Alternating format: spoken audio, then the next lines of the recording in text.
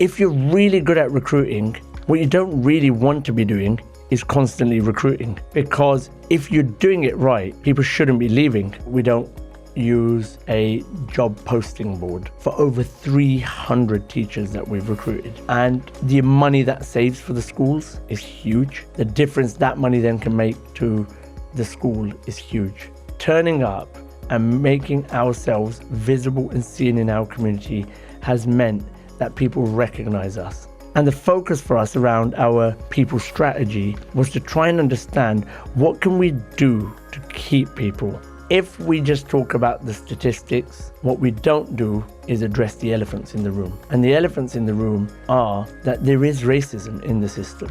It's not addressing some of the bigger fundamental issues that certain people with certain characteristics just cannot get into certain roles. That's not my opinion, that's a fact. And that's why the focus for us needs to be about breaking down the barriers, addressing prejudicial behaviours.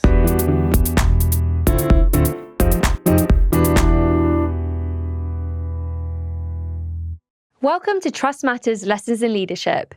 In this episode, we're joined by Sufian Sadiq, Director of Talent and Teaching School at Chiltern Learning Trust, and one of the most thoughtful voices in the sector on leadership, belonging, and racial equity. Sufian's work sits at the intersection of recruitment, culture, and community. At Chiltern Learning Trust, he has helped to build a model that has bucked national trends on recruitment and retention by putting relationships, identity, and long-term belonging at the heart of how teachers are hired and developed. In this conversation, Sufian reflects on his journey into trust-wide leadership and what it means to be a good egg leader, someone who creates the conditions for people to be seen, supported, and able to thrive. We explore how networks shape who gets access to leadership, why diversity can't be reduced to a numbers game, and how initiatives like his racial equity dinners are helping to challenge hidden inequalities in the system. We also look at the practical reality of building an inclusive workforce, and Sufian doesn't shy away from the wider political context, sharing his concerns about the rise of hostility and extremism and what school leaders need to be preparing to do in the years coming. This is a powerful, honest, and deeply grounded conversation about leadership, justice, and what it really takes to create schools and trusts where everybody belongs.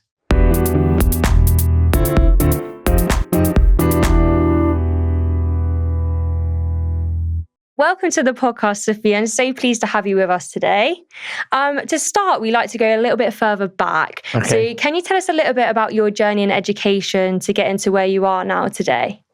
First of all, thank you for having me on. It's a real pleasure to be here with you today. How I've got to where I am today, an interesting one. I'm born and bred in Luton, and I always talk about that. The Luton factor is a big factor, is a big part of me, a big part of my life. And I had almost a full cycle.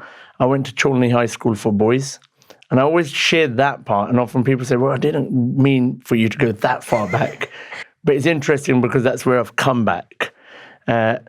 Chiltern High School for boys, and then to Luton sixth form, and then I went over to university, and then I trained to teach based at Chiltern High School for boys, is where Chiltern Training Group was, and that's the skit that I manage, and it was one of the first skits in the country at the time, and I got to train out of that skit, which was based out of my high school, to then go and get a job to work in the college I went to at Luton Sixth Form College.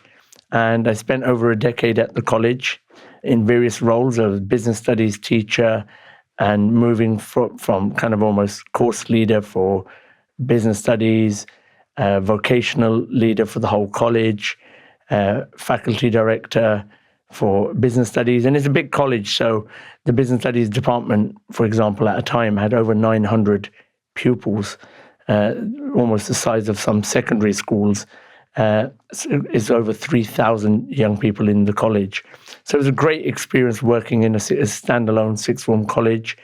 And then from there I came back to work for Chiltern Learning Trust. And I say came back because then I was back at Chiltern Boys, my high school. So I've kind of almost gone back to my old high school and my college in my work journey. And I am now with Chiltern Learning Trust through that period of time. Started off as head of teaching school, and I've moved through various roles within the trust, but essentially all of my focus over the last 8 years has been around teacher development, working with teachers both in the trust and outside of the trust in developing teachers, training teachers, and that's the teaching school, which comprises of 2 teaching school hubs, providing golden thread, as the government call it. So we're looking at the early careers framework. We'll have the appropriate body services running through there, MPQs.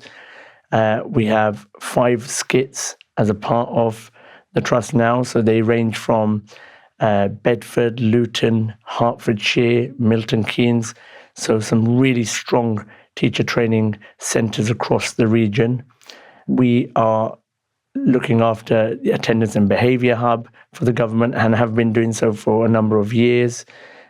We've taken on lots of interesting grants and projects. And whilst I'm doing that, I'm also looking after the talent within the trust. So I have that external facing, the training that I do within the teaching school, but also the teacher development in the trust and the talent management in the trust. And that really is focused around identifying talent, so recruiting people. So a lot of the teacher recruitment comes through myself and my team, and also then developing and helping teachers progress whilst they're with us, retaining teachers and keeping them with us. So that's essentially what I did and where I am now. And you speak about retaining teachers, and I've heard you say before that people don't leave bad jobs, they leave bad managers or the people above them. And a big part of that, and I love your saying around this, is being a good egg. Can you speak a little bit about what it means to be a good egg as a leader and why that's so important when it comes to keeping people in the profession? Being a good egg is really important because it's the most simple phrase, and it's a phrase that people often throw about saying, oh, that person's a good egg. And what does it really mean? And I think thinking about that and unpacking that has been really important for us at Chiltern Learning Trust.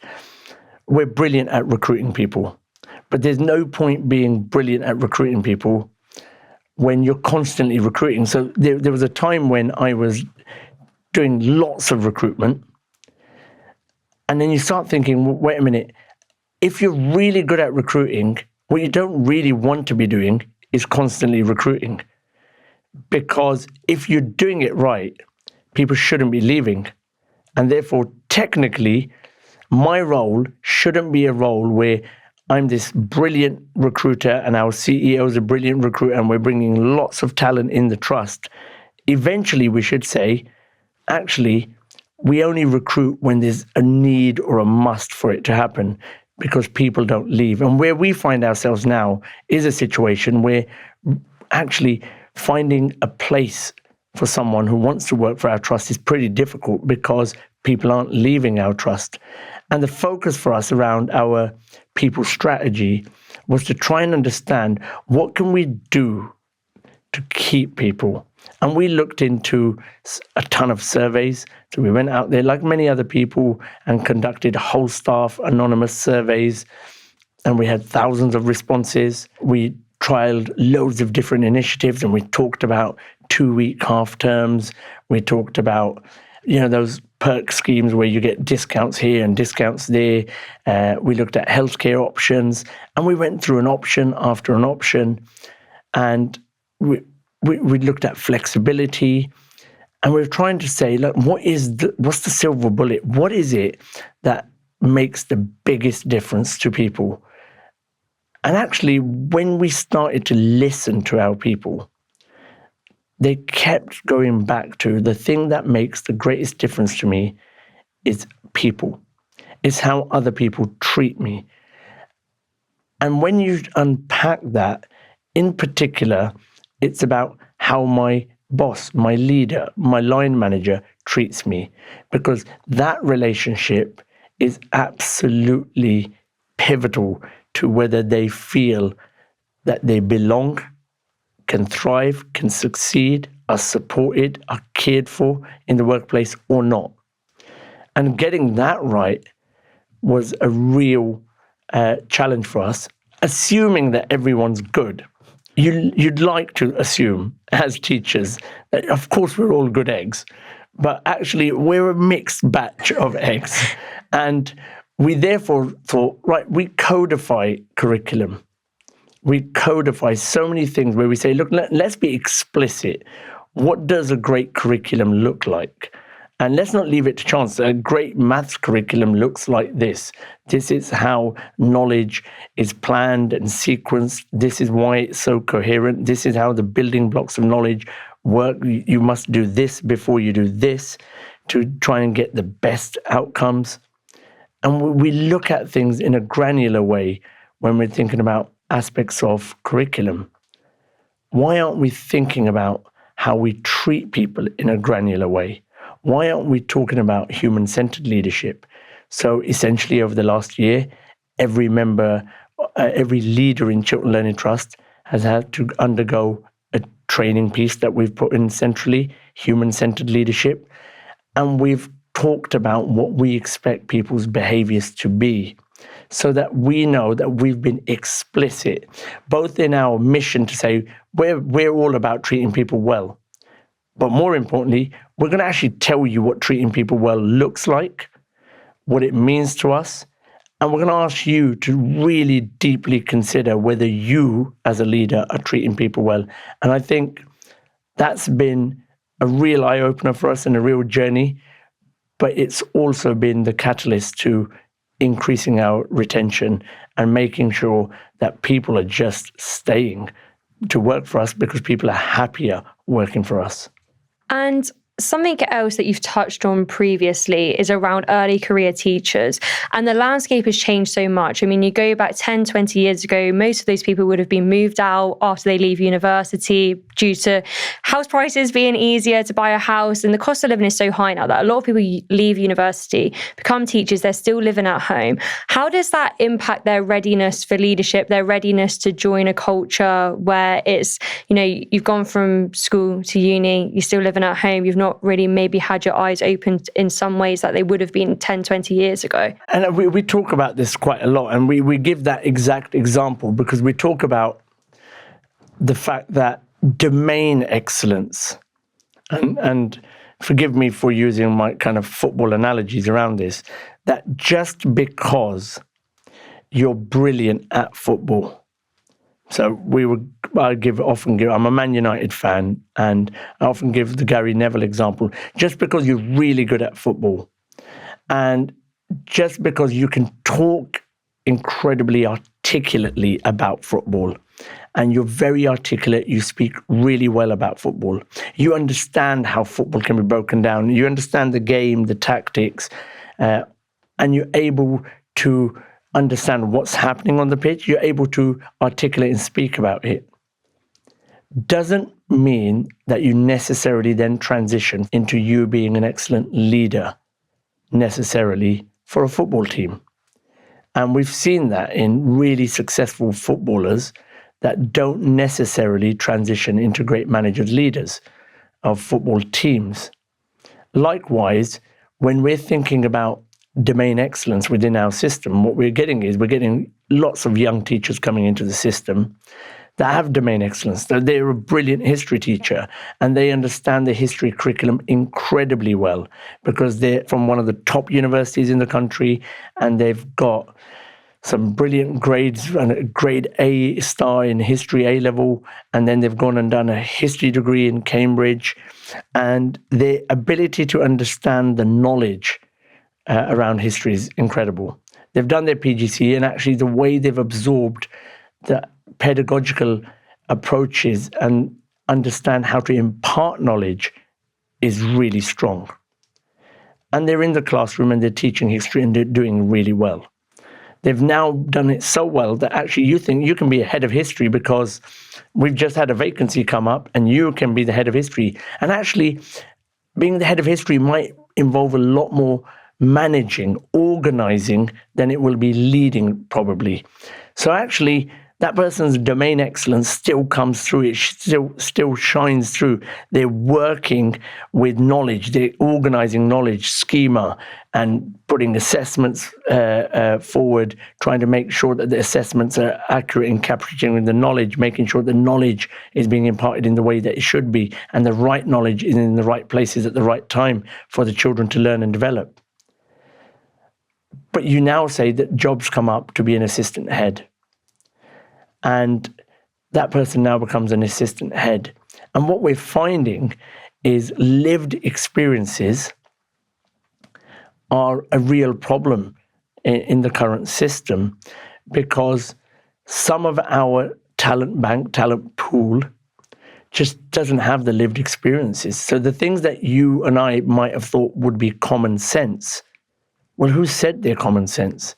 If you did your degree during the pandemic, and actually, even though you were allocated to this great university and you could have lived out, but you didn't, and you did most of your degree online, so you didn't do any adulting outside. You didn't have to manage your own wake-up routines, and you didn't manage making your own dinner and doing your own laundry. You just didn't do growing up really well.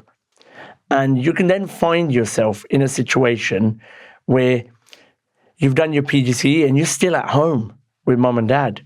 The cost of living crisis is a real crisis. Social norms have changed.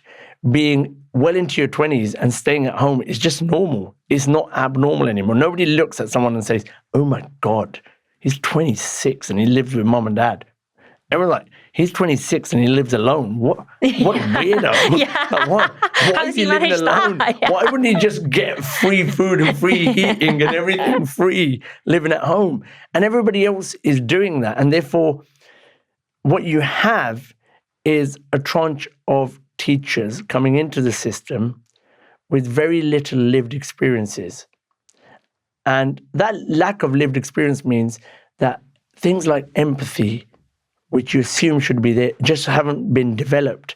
The lack of people they've interacted with from wider society, they've not developed from the richness of conversations, richness of travel or experiences from other people to understand how to empathize, how to work with other people, how to get the best out of other people.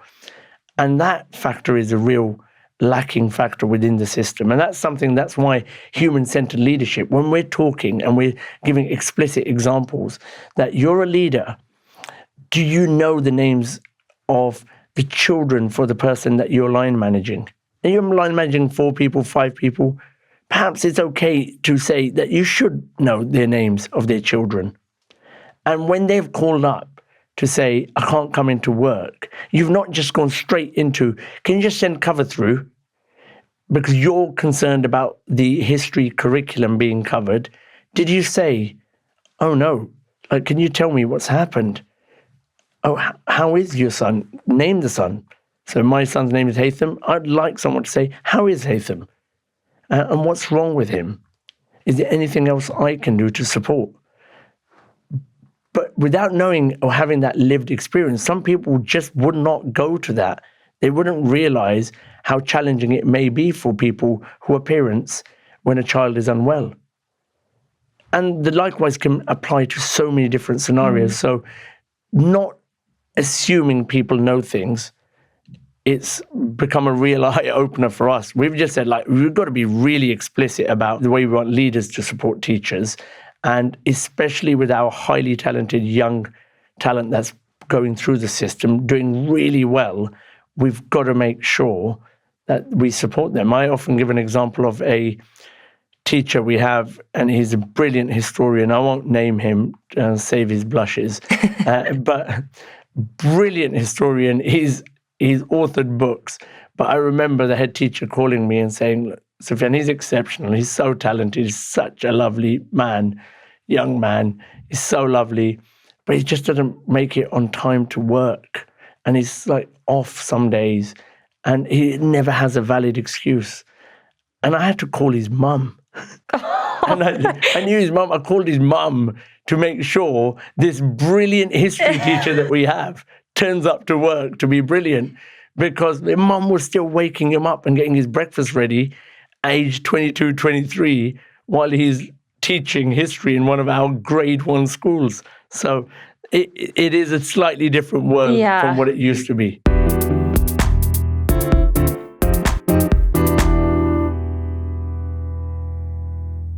And one of the big things you've done, and you mentioned you've bucked national trends when it comes to recruitment and retention, is you've now taken a community-based approach to recruitment.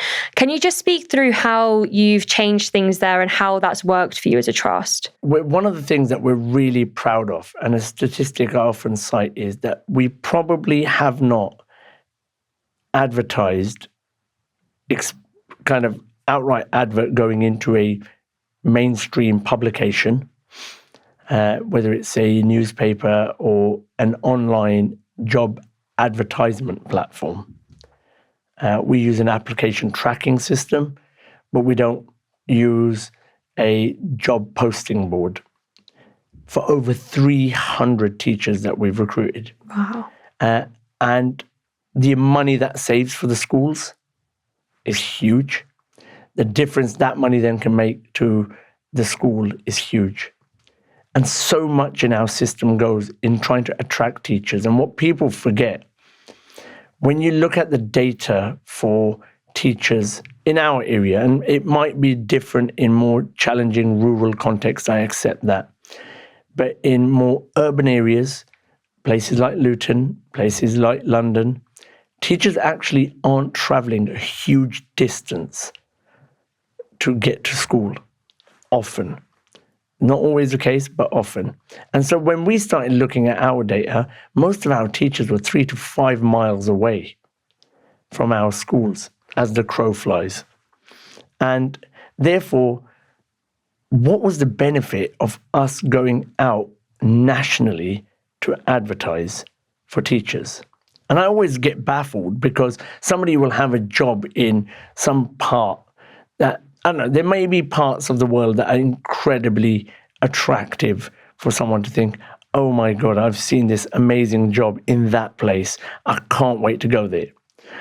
I'm diehard Luton, but I don't think people outside of Luton think, oh gosh, I need to get a job there. There's a job in Luton. I need to get over to Luton. I don't think that happens. But what I do know is people in Luton like Luton and they want to work in Luton. So why am I going outside of Luton to put an advert out to the whole country to say, hey, relocate from Newcastle down to Luton? Why? But actually, if I want people in Luton to work for us, I've got to understand the fact that actually they've got to work for something. Sometimes school names, logos, brands can be really empty and cold.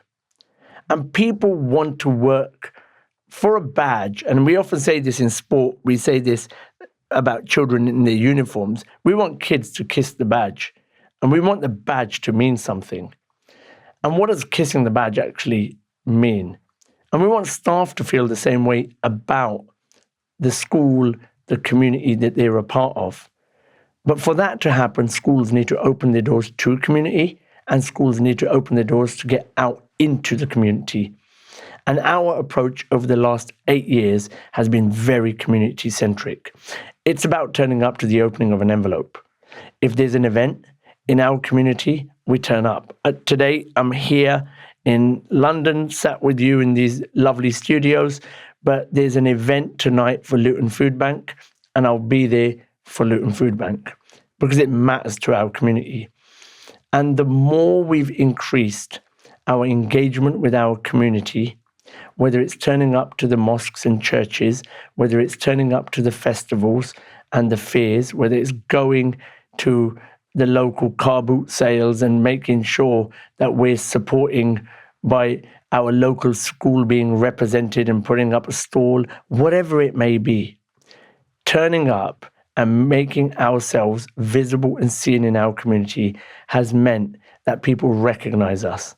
In Chiltern, we wear blue jackets, so we all look like the Smurfs when we're out in the community. And because people love our brand, I love walking around Aldi and Sainsbury's after work and seeing people walking around in the evenings with their Chiltern jackets on. And people recognize that because we turn up. We turn up to big events, small events, all events. And because we do, we get to meet people. And because we meet people, we speak to people. And the more we speak to people, the more relationships and networks that we develop. And what we find is people call us when they are looking for a job. People message us when they're looking for a job because they're not messaging Chiltern Learning Trust. They're messaging Sufian. They're messaging Lorraine. They're messaging Adrian. They're messaging Nadine. They're messaging David, Donna, Jess, Sheba. Like, they're messaging people that are real people in the system. I guess it all comes back to people. Like, a lot of what you've spoken about is it's all human-centered. It's a people-first approach to that sort of thing. And another big part of what you do is looking at diversifying the workforce. You've said that it can't be a numbers game. And I think often people look at it as if it's a statistic, a tick box exercise. What is the risk when you look at it through that lens as opposed to a cultural shift and a change in the system? I think the difficulty is we're obsessed with the numbers because the numbers are shockingly bad. And therefore, naturally, any research that takes place highlights statistically and quantifiably the problem that exists within the system. The danger with the numbers game is people start to look at not addressing the inherent issues that allowed and created a fertile environment for their prejudice, their biases, their racism, that created an environment that built the walls and the barriers that stopped people entering their schools, their multi-academy trusts. And when you say, last year, we only had 5% from the global majority background. This year, we've got 10%. And you think, well, we've doubled it. And we've done a really good job. Or you say, we might not have anyone on our leadership, but we've got lots of people at a teacher level. Oh, our staff. Our staff is made up of 20% of them are from a global majority background. And then you unpick that. That's your catering staff. That's your cleaners. That's your TAs. It's not addressing some of the bigger fundamental issues that certain people with certain characteristics just cannot get into certain roles. That's not my opinion. That's a fact. The latest NFER research shows that there's blockages at ITT level, but those blockages continue all the way through the system. That they can't get in at ITT level, but then when you follow and track them into the system, at every level within the education system, there's underrepresentation. And if we just talk about the statistics, what we don't do is address the elephants in the room. And the elephants in the room are that there is racism in the system. Likewise, for other protected characteristics, I am sure that there's misogyny in the system. There's sexism in the system. Nobody can tell me that we can have a profession that has more women in the profession than men. And then you go to the CEOs of multi-academy trusts, and there will be, if you have 100 CEOs, there will be more Marks, more Chris's, more Steves than if you combined all the ethnic minority and women together out of 100. You will almost certainly have, and FTSE 100, FTSE 250, FTSE 500 have the same problem. If you just focused on the name Steve or Mark, you can end up, Steve, Mark, Andy, I think, if you focused on any one of them, there's more of them than there are ethnic minorities, people from an ethnic minority, global majority background. But actually, the same can be applied to women. And probably the same can be applied to other protected characteristics. And that's why the focus for us needs to be about breaking down the barriers. addressing prejudicial behaviours.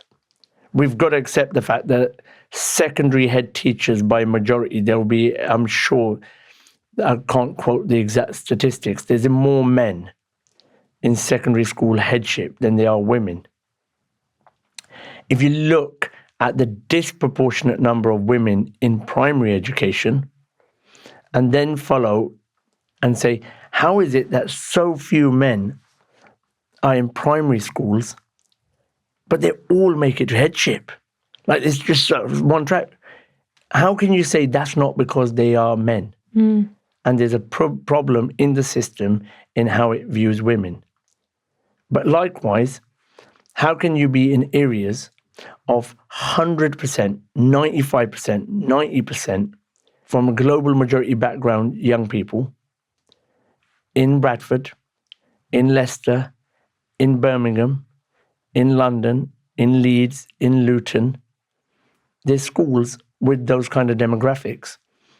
And then say, we have no representation at the very top. The danger is that those schools then say, right, I'm going to recruit 2 more people, and I've got a woman now, so they can stop complaining, and I've got a black person or an Asian person, and I've now increased it. Instead of reflecting on the institutional issues that are plaguing the organization and its decision-making that allowed it to get to the situation it is in. And I think that part requires soul-searching, deep thinking. Structural, institutional racism is a real thing. And unless you address the structure, the institution, the policies, what the numbers game does is creates a quota-style environment where you say, I've got 4 black people now, they need to get off my back. Instead of saying, well, it isn't about having 4 black people, it's about making sure you remove the barriers that repeatedly stop you getting the talent from that community. And one of the barriers that you speak about is networks, especially around networks in leadership. And you set up the Racial Equality Network dinners, which have just taken off. They're huge now.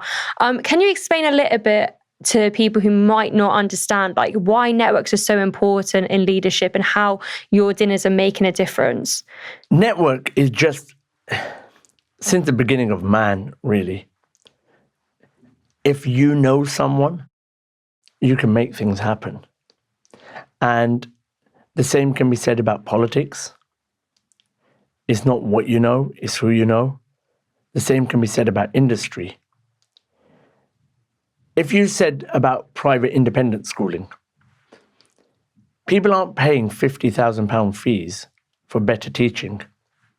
I can honestly say our schools will wipe the floor with the majority of independent schools in this country for the quality of teachers that we have. And that's a bold statement, but I'll say it. We would wipe the floor with them. We have better teachers in our schools than if you looked at, from Luton, a 50-mile radius of independent schools in that area. And I use that because it captures all the best ones in the whole country. All the top ones are there, and I still think we have better teachers. Their craft in the classroom, their pedagogy, their ability to work with a variety of needs, children from varying backgrounds, from different starting points, is just amazing. But why do people still pay lots of money for independent schooling? People are paying for networks. I want my kid to network with other kids who also are going to have that strong family backing and that strong chance in life to be able to succeed. And so if my son or daughter goes to school and they meet 50 people over that 5-year period, and then sixth form, 7-year period, and they've made friends, and their friends are from incredibly wealthy families, guess what? The chance of that young person succeeding is considerably higher, not because they're more able, not because they're more capable, and not most certainly because they had better teaching.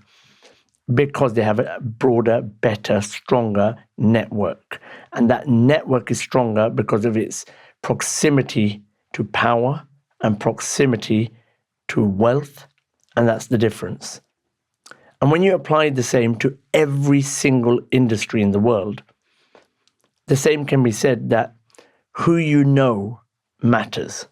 And when you look at school leadership, a majority of the time, do I believe that people stand there and say, I am going to be biased. I'm going to be racist. I'm going to be homophobic. I'm going to be a misogynist in my recruitment. Not really. They end up doing some of those things sometimes because they will say, I want to recruit people that look like me. I want to recruit my friends. I want to recruit people I get on with. And the people I get on with are so-and-so, so-and-so, and so-and-so. So I've just been promoted to headship, and I'm going to get my friends from my previous school to come and join me. And this is textbook. You will see a head teacher get employed and immediately go and say, I'm going to get my assistant head from the old school and my deputy head, because safety in what you know, who you know. And you feel more confident that rather than going out to the market, I've just recruited someone I know. You can track back almost every leadership in the top companies in FTSE 100 and say where people work together prior to that position in that company. And then you can track that back to multi-academy trusts and how the directorate teams are made of people who work together with each other in previous iterations and companies and organizations and MATs and schools. And then you could apply the same to schools of where people work together previously with one another. And when you have a network that is like that, really thin in terms of its breadth and depth and variety. And if you say that I'm going to meet people that I enjoy their company, and by virtue of the fact that I worked in a school that had predominantly white staff, I then made friends with lots of white people. And I live in an area with predominantly lots of white people. And then I go to a gym with predominantly lots of white people. And I work in Luton. However, I live outside of Luton in the villages where all of my other friends are also white. I go to the pub and they're also white. I go to the bowling club and I go to the golf club and I go to gym. And my network consistently looks like me. And that could be a socio-demographical element because of where I live, what I earn, I'm here. And therefore, they're the people I'm mixing with. And then when I look to recruit, I look to recruit people that I feel safe and comfortable around and with. And often, as humans, we try to do that by reflecting ourselves in what we look to recruit. I really like you because you remind me of me. And therefore, because you're so much like me, I'm going to recruit you. And that just narrows down people's thinking and the teams. And that's why when you say, when you have scenarios of teams with just constant people that have worked together. So everyone here worked in that school together. Everyone here worked in this PE department together. Everyone here worked in that maths department, science department together. And now all of them are together in this other school because they just have so much similarities. So for us, it was about how do we create a network where people get to meet people? How do we say that those white leaders who are saying, actually, I'm committed to change. I want to make a difference. I want to be the difference. I want to go out there and I accept that I've got problems. I accept that my team's not diverse enough. I accept that there is an issue here, but I'm going to do something about it, Sufian. I'm going to do something about it. I want to meet people. How do I do that? And so for us, it was about, actually, what's the best way to network? And it was like, actually, there's no better way than breaking bread. Again, it's just been there forever. Let's get opportunities where people eat together and then eat and meet. And guess what? It will kick off. And it started with a dinner in a restaurant that sold out. We had 50 places planned and it sold out 70, 80 places. And it was hot and steamy because we had way too many people in a tiny restaurant. to getting to a situation where a year in advance, 500 tickets are sold for our Luton event, 1 year in advance through a paywall. That's unprecedented in the sector for any conference makers. But what you're finding is you've got white staff, white leaders, white head teachers, white CEOs signing up, and you've got that diverse global majority background talent pool signing up saying, actually, we share this mission of getting to know each other, getting to know people from outside of my network so I can recruit. And as a result, we've seen it. Last week I was in Bristol. We've got Manchester coming up. We've had Leeds. We had Northampton, Nottingham, London, and Oxford coming up. It's just spreading. Birmingham's there. It's just spreading across the country. And now looking at it, 5-6 years on, over 10,000 people have attended a REND event. And the networks that would have formed. And I know the sheer number of people that have benefited from promoted posts because they met someone through those dinners is just so powerful to create a movement that's making such a difference.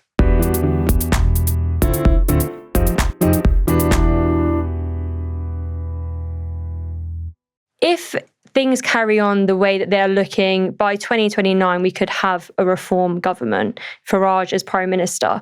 What do you think the impact will be on education? And how can you speak to those in schools at the moment around these issues where some of their parents may have gone to these rallies, be involved in that rhetoric and speaking about those things at home? How can schools combat that? And what are some of the things that you're seeing already around that?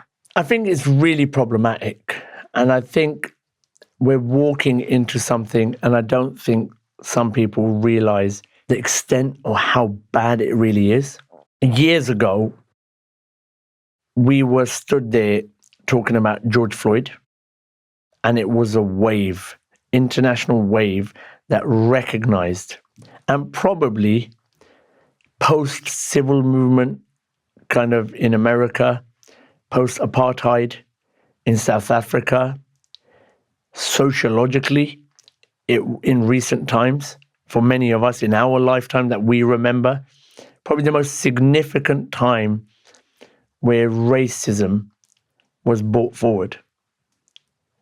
And we suddenly started seeing the treatment of certain people. And we suddenly started seeing the treatment of when 3 black players were playing for England and how they were treated compared to some of their counterparts. We put a spotlight on it. And it saw the best of us. It recognized the fact that as a society, as a whole, we did not subscribe to those racist rhetorics and viewpoints. And actually being a racist was ugly. Being someone that supported racism, you'd be shunned. And companies and brands were absolutely falling over. Everyone wanted to talk about the movement. Everyone wanted to try and improve their diversity. Schools were falling over it. And then you see a shift. Then you see that it's okay. Just looking at the last week of how female reporters in America are treated by the President of America. Female reporters being called Little Miss Piggy. Shut up, you're thick, you're boring, I don't want to talk to you, you're ugly. And it's just, look at the sexism, look at the misogyny. You whether you talk about the phenomenon around toxic masculinity and people like Andrew Tate and the impact that they have on young males and the growing nature of incels and all sorts of things that you're seeing coming through in society, whether that's global politicians, high-profile celebrities involved in the way they treat women, the way they treat those that are immigrants. It's been a major shift. It's fair game to insult women. It's absolute fair game to insult women because the most powerful men in the world are doing it. And they're objectifying and talking about women in a way that we've not seen in nearly half a century. We moved forward as a society, and we're gone pre-Victorian times in the way that we're now speaking about women. But then you hone in on how we're speaking about immigrants. It's a subhuman level. And I think for us that are Muslims, for those of us that are British, English, but don't look Anglo-Saxon, white, we're in for a pretty difficult time over the next few years. Because if the rhetoric continues at the speed at which it's continuing, we're in serious trouble. And it's dark times, it's hard times, it's bad times. And unless schools, school leaders and systems say, you know what we do have the power to do, we have the power to educate children and not fall and pander to a government that is going to say we're anti-equality, we're anti-human rights, we're anti-democracy, we're anti-fairness, kindness. If Christmas is coming, you know what? Let's be pro the fact that there was Jesus was not from London. He wasn't from the East End. He was from the Middle East. Let's just talk about the fact he probably looked a lot more like me than anybody else. But let's be open to the fact that actually schools are going to be a place that are going to educate children around things like that and say, actually, being different is what's made Britain great. Being different is what actually Christianity adopts and takes on. There's nothing in Christianity that says that it is exclusively for blonde hair, blue-eyed white people. And when this rhetoric is surging into our schools, and whether it comes through government policy and whether the government changes to a reform government or another iteration of some sort of racist government, do our school leaders stand up, or do our school leaders say, we're getting rid of EDI, we're getting rid of Black History Month, we're getting rid of our culture days, we're getting rid of our prayer rooms because we're going to pander to the government? Or are we going to say, no, actually, there's a wave of hate, but we're not going to be the people that joined the wave of hate, that allowed people to flourish and cause some of the greatest damage we've seen in history.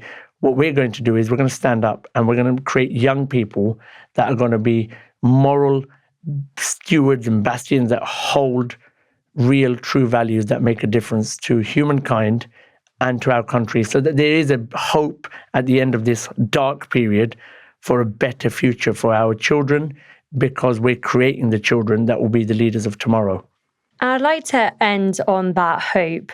What are some of the things that you've seen in your time in education that have changed for the better, the progress that has been made? I mean, you've obviously had a big impact on your trust and some of those things, but what are those reasons to be hopeful that change is coming despite all of this outside and sometimes super loud noise, which might not be the majority of people? Children are brilliant. Teachers are brilliant.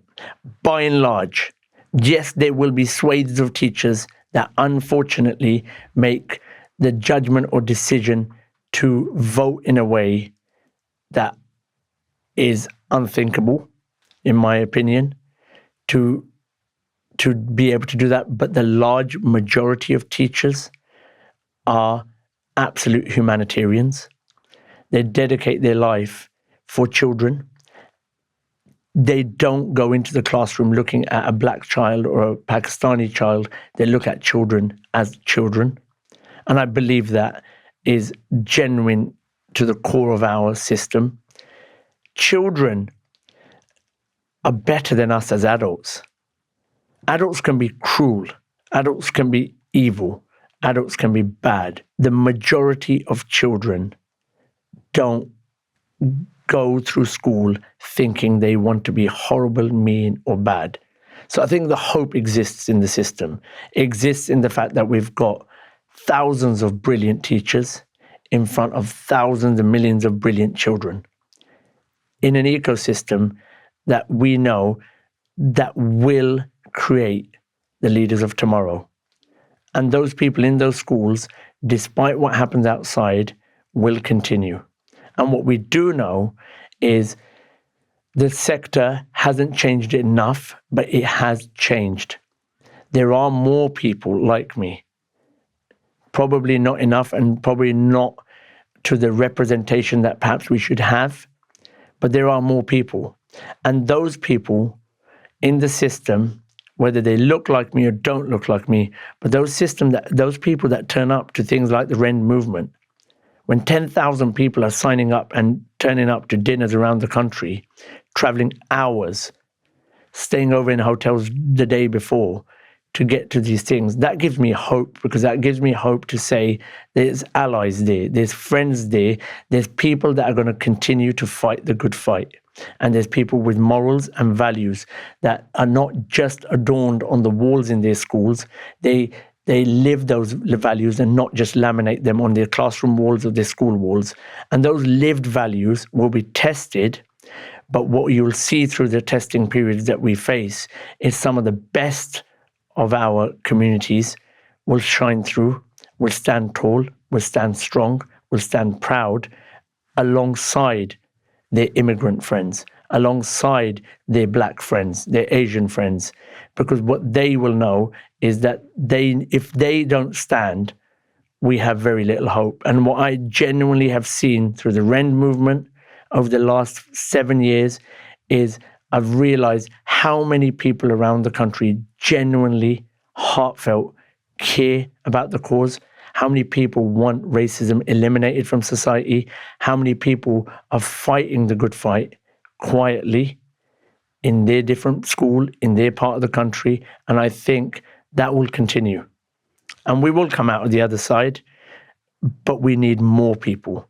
And all I would say is my hope over the next few years is that the resilience and the expertise we developed through that whole Black Lives Matter movement continues to the best of our ability. We saw the best of our system then.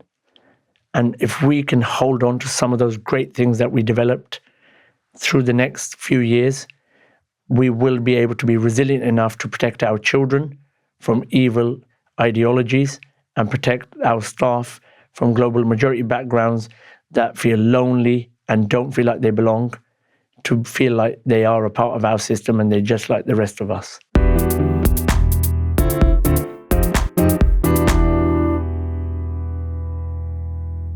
And we like to finish the podcast with 4 quick-fire questions. So the first question is, what do you think is the biggest challenge facing the sector at the moment? I think the biggest challenge facing the sector at the moment will have to be the recruitment and retention crisis. There's not enough teachers in the system. And because there are not enough teachers in the system, schools are struggling.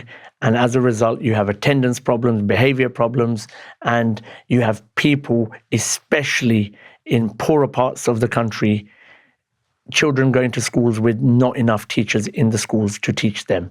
And that will make the rich and poor divide bigger in this country. Second question, what motivates you on difficult days? My faith absolutely motivates me. My family, looking at my children, motivates me.